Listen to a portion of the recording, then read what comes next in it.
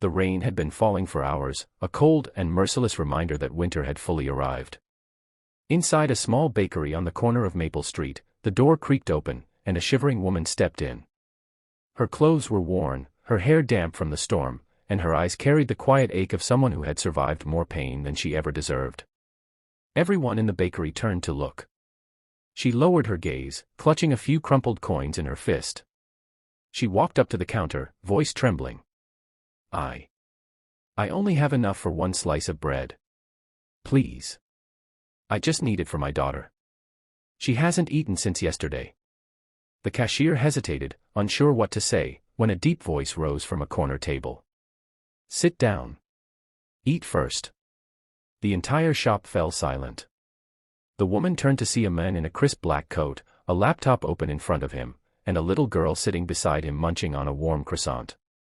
The man's eyes were sharp, tired, but kind.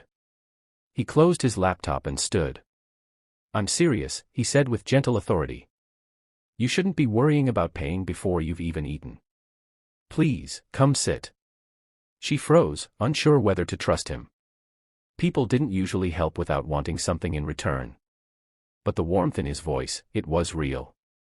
She sat slowly, still trembling. The little girl smiled at her and handed her a napkin. The men signaled the cashier. Bring her a full meal. Something warm. Tears formed in the woman's eyes. I can't accept this. I only needed bread. I will pay you back. The man shook his head. No one should have to bargain with hunger. His name was Daniel Reed. He was known in the newspapers as Daniel Reed, the CEO of one of the fastest-growing tech companies in the city. But today, he looked nothing like the powerful business leader people imagined. Today, he looked like a father, just a father, trying to raise a daughter on his own. His wife had passed away 2 years earlier, leaving him alone with their little girl, Lily. Since then, he had promised himself one thing: never walk past someone hurting. He knew what it felt like to drown in silence. Her name was Arya. She finally whispered her name, Arya. Her story came out slowly, like a fragile thread that might break if pulled too hard. Her husband had abandoned her and their 7-year-old daughter, Rose. Arya worked 2 cleaning jobs, but her workplace closed due to budget cuts. Rent was overdue, and for 2 days, she had been going without food so her daughter could eat. I am not asking for pity, she said, voice cracking. I just needed to keep my child alive. Daniel didn't speak. His jaw tightened. He understood the fear in her words. A promise was made. Where is she now? Daniel asked. In the shelter, Arya whispered. If I don't pay by tomorrow, they will make us leave. Daniel took a deep breath and made a decision without hesitation. Let's go get her. And after that, you both can come with us. Arya's eyes widened in disbelief. I don't understand. Why?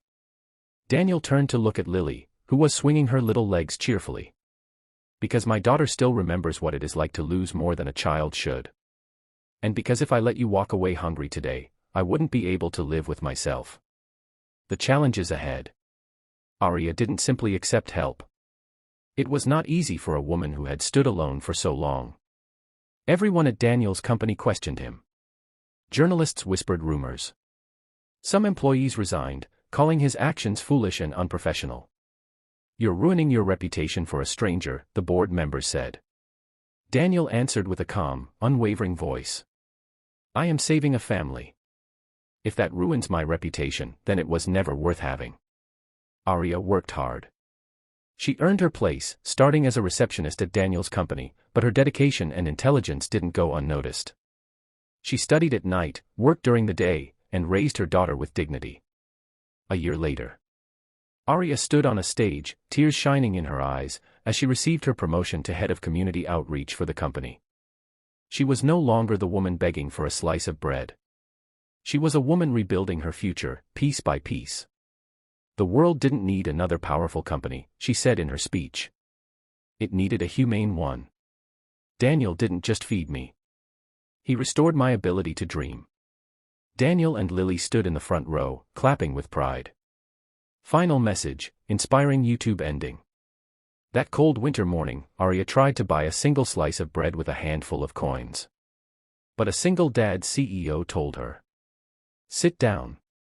Eat first." And sometimes, that is all a broken soul needs, someone who doesn't ask what they deserve, but recognizes what they need, a chance to breathe, to hope, to live again. So if you ever find someone standing in front of life's doors with empty hands and tired eyes, remember this story. You might not be able to change the whole world, but you can change one world. And sometimes, that changes everything. The sun was rising gently, painting warm colors across the sky. Arya stood in front of a mirror inside the small room Daniel had arranged for her and Rose.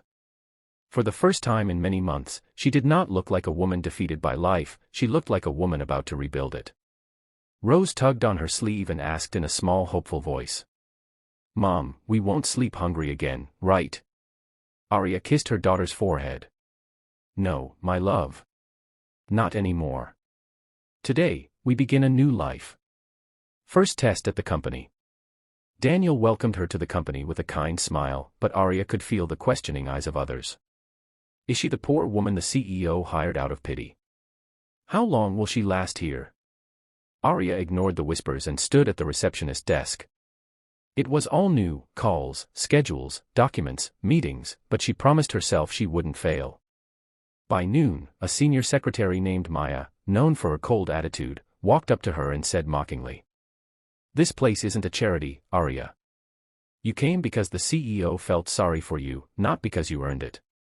Let's see how long you survive here." Arya smiled, even though it stung. "Maybe kindness opened the door for me, Maya, but only my hard work will allow me to stay." Maya did not expect that answer. Daniel's past reveals itself. Later that day, Daniel met his old friend, attorney Sandra, who looked worried. "Daniel, everyone is talking. You hired a homeless woman with a child.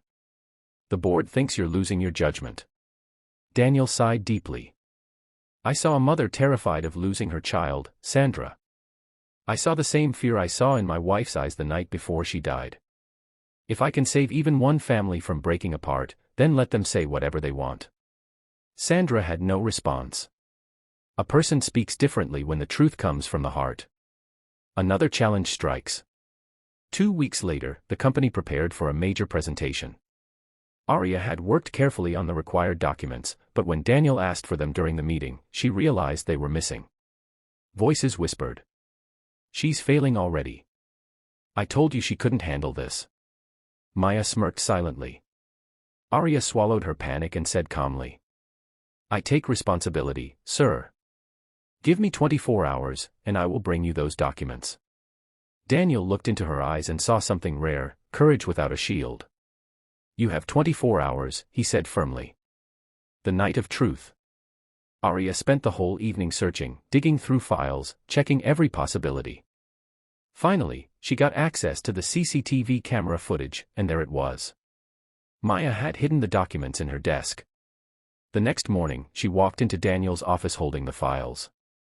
"Sir, I have the documents, and the truth." Daniel played the footage in front of the entire team. The room went silent. Maya's pride shattered. She was suspended indefinitely.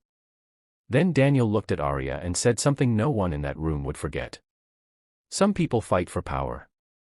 Some fight for money. But you fight for dignity. And that makes you irreplaceable." For Arya, it wasn't just words, it was the moment her spirit finally stood tall again. A quiet dinner with new bonds. That evening, Daniel, Lily, Arya, and Rose shared dinner together. Rose looked at Daniel shyly and said, "Uncle Daniel, if you didn't help us, I might still be hungry. When I grow up, I want to be kind like you."